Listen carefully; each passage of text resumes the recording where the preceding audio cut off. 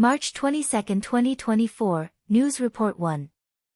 On March 21, the Canadian Minister of Immigration, Mr. Miller, announced that the Canadian government plans to reduce the proportion of temporary residents from 6.5% of the total population in 2023 to 5% over the next 3 years to alleviate housing shortages and the strain on basic services.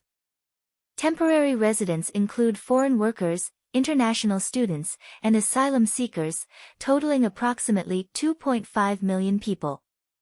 After the implementation of the new restrictions, Canada's temporary resident population will decrease by 500,000, marking the first time Canada has reduced the number of temporary residents. The Canadian government has previously only set annual targets for permanent residents, but is now beginning to control the number of temporary residents due to population growth exacerbating housing issues. In the past 2 years, in order to promote economic growth and address labor shortages, the Canadian government has relaxed immigration policies, leading to a sharp increase in the number of temporary residents and a 20% rise in rents. In November of last year, the Canadian government announced a halt to the increase in the number of permanent residents from 2020 to 2026. In January of this year, Canada announced a 2-year control over student visas for international students and stopped issuing work permits to some graduates, aiming to control the record number of new immigrants. News Report 2. According to Central News Agency, 2 men from Kinmen, Taiwan, went missing after going fishing at sea on March 17 and were later rescued by a Chinese Coast Guard ship. China notified Taiwan on March 22 that one of them would be returned to Kinmen that afternoon, while the other would remain in China for investigation. Chen Binhua, a spokesman for the Taiwan Affairs Office, said on March 22 that the detained man in China is a current member of the Taiwan military who fabricated false occupational information and deliberately concealed the facts. Zheng Jieyuan, director of the Kinmen Defense Command, said in an interview with the Central News Agency on March 19 that he could not confirm whether the detained fisherman was a member of the Taiwan military, but only stated that both fishermen were native Kinmen residents. Regarding military personnel going fishing, Zheng Jieyuan reminded Taiwan residents to stay away from China, calling it a very unwise behavior. News Report 3.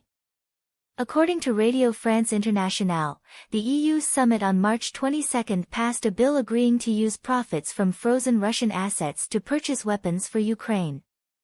The EU froze €200 billion of assets from the Russian central bank after Russia invaded Ukraine, expecting to generate profits of €2.5 to €3 billion annually. According to the bill, 90% of the profits from Russian assets will be transferred to the European Peace Fund, which is not part of the EU budget and is currently primarily used to purchase weapons for Ukraine. Initially, the EU planned to use profits from Russian assets for post-war reconstruction in Ukraine, but considering Ukraine's current shortage of ammunition, the EU decided to use them to purchase weapons. Furthermore, the Russian military conducted large-scale bombings of Ukrainian power facilities on March 22, resulting in 2 deaths and 14 injuries. The Ukrainian Air Force stated that the Russian military fired 150 missiles at Ukrainian power facilities, with Ukraine shooting down 92 of them. Ukrainian officials stated that this attack was the largest-scale attack by Russia on Ukrainian infrastructure since the war began, cutting off power to 1 million Ukrainians, including in Kharkiv, Odessa, Mykolaiv, and Poltava. Russia has conducted large-scale bombings of Ukraine for 2 consecutive days, having just bombed the Ukrainian capital, Kyiv, on March 21. News Report 4. According to Xinhua News Agency, the China State Administration for Market Regulation, the Ministry of Education, the Ministry of Industry and Information Technology, the Ministry of Agriculture and Rural Affairs, the Ministry of Commerce, and the National Health Commission jointly issued a document on March 21 titled, Notice on Strengthening the Supervision of Food Safety of Prefabricated Vegetable Products to Promote High-Quality Development of the Industry. The notice defines prefabricated vegetables as products made from agricultural products and their products, without adding preservatives, processed into mature products through industrial processing, and are pre-packaged dishes that can be eaten after heating or cooking. The notice clearly defines the requirement of not adding preservatives to prefabricated vegetables. Last year, the issue of prefabricated vegetables entering schools sparked controversy, with many parents opposing them, believing that prefabricated vegetables are not as fresh as those in school cafeterias and are harmful to children's health. Some parents even send meals to their children every day to avoid them eating prefabricated vegetables. This joint notice from 6 ministries officially announces that China will promote the development of the prefabricated vegetable industry, and the presence of prefabricated vegetables in schools will soon occur. This is the Chinese government's disregard for public opinion. News Report 5. Xinhua News Agency reported that the Chinese Ministry of Education recently announced the filing and approval results of undergraduate programs for universities in 2023. The content of this round of program establishment and adjustment mainly includes the addition of 24 undergraduate programs, covering national security studies, overseas interest security, football sports, equestrian sports and management, high-power semiconductor science and engineering, biotechnology, coffee science and engineering, electronic information materials, intelligent visual engineering, monitoring systems, and so on. Among them, 30 colleges and universities will offer football sports majors, the largest number among all newly established majors. The head of the Higher Education Department of the Ministry of Education, when answering questions from reporters, stated that the biggest feature of this round of program establishment and adjustment is to serve national strategies, reflecting that the purpose of Chinese education is to serve national strategies. In addition, majors such as nursing, midwifery, and resource exploration engineering have been adjusted to be majors under national control. Zhou Tianhua, Director of the Higher Education Department of the Ministry of Education, stated that majors under national control are generally divided into 2 categories. One is highly efficient majors with saturated market demand, and the other is majors involving national security or life and health. News Report 6. Agence France-Presse reported that the U.S. Federal Election Commission released documents on March 20 showing that Trump's campaign team raised $22 million in February, with $42 million in cash on hand. Biden's campaign team raised $53 million in February, with $155 million in cash on hand. At the same time, Biden's campaign spent $6.3 million in February, while Trump spent $7.8 million, with Trump spending more. Trump should fight this intra-party election, while Biden basically didn't fight. Biden joked at a fundraising event in Texas on March 20, saying that just a few days ago, a seemingly down-and-out person approached him and said, "Mr. President, I need your help. I'm overwhelmed by debt. I'm completely bankrupt." Biden then said, "Donald, I'm sorry, I can't help you." Biden was hinting that Trump faces a fine of over $400 million. CNN reported that Trump once again asked supporters for donations on March 21 to help him pay increasing legal fees and prevent the New York State Attorney General from seizing Trump Tower. News Report 7. Caixin reported that Lin Chi, the founder of Youzu Network, died of poisoning 4 years ago. Youzu Network was founded in 2009 and launched games such as Young Three Kingdoms, Grave Robbers Chronicles, and Game of Thrones. According to reports, the company made a profit of $80 million to $120 million last year. However, as of the close on March 22, Youzu Network's stock price was 11.57 yuan, with a market value of 10.6 billion yuan, a drop of more than 50% from its peak in May last year. For Youzu, Lin Chi was undoubtedly the soul of the company. Lin Chi was born in Wenzhou, Zhejiang Province in 1981, graduated from Nanjing University of Posts and Telecommunications, and was one of the representatives of Internet entrepreneurs born in the 1980s.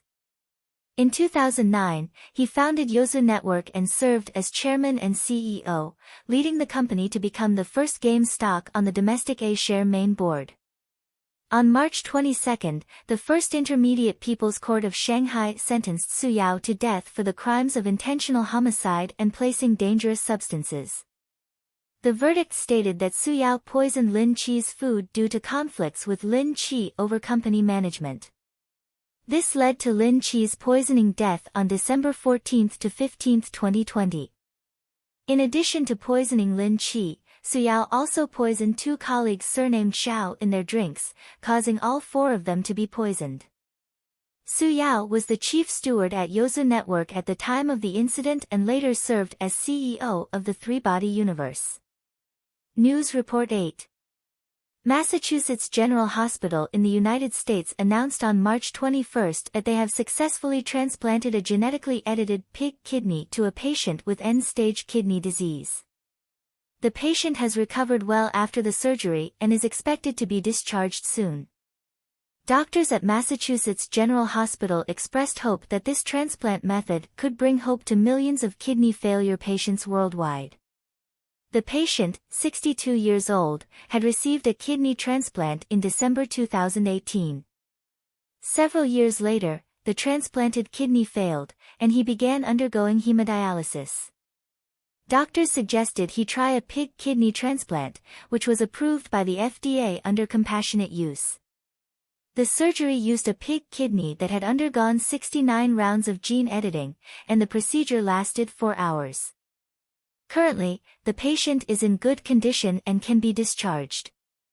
This achievement is seen as a major breakthrough in medicine, demonstrating the progress of Western countries in exploring new treatment methods. At the same time, some comments point out that China pays more attention to traditional medicine, emphasizing conservative treatment methods rather than pursuing this high-risk, high-tech surgical approach. News Report 9. According to a study by Clever Pure Estate Real Estate reported by Business Insider, since the 1960s, the rate of increase in house prices in the United States has been 2.4 times faster than inflation. In the 1980s, it took Americans 3.5 years of household income to buy a house, but now it takes 6.3 years of household income, almost doubling. A survey by Zillow found that compared to 4 years ago, homeowners now need to increase their income by 80% to afford housing. One of the reasons for the rise in house prices is the shortage of supply, with the current housing shortage in the United States reaching 3.2 million units. Most of the newly built single-family homes are larger and more expensive, which also stimulates the rise in house prices. News Report 10. Recently, the Chinese Judgment's online website published a judgment. According to the judgment, while playing at a badminton court named Hongba Badminton Hall in Shanghai, a player surnamed Wu accidentally stepped on a cat when jumping, causing him to fall and get injured. After being diagnosed by a hospital, he suffered a right foot fracture, resulting in a 10-level disability. The player then sued the badminton hall and a staff member surnamed Xiao. The judgment shows that the first-instance court ruled that Xiao and the badminton hall should compensate the player 240,000 yuan. The judgment was based on the principle that the owner of an animal causing harm to others should be liable, even though Xiao claimed the cat was not his, and he also argued that the badminton hall charged fees. However, the court determined that Xiao had actual control over the cat, and therefore should bear liability for compensation.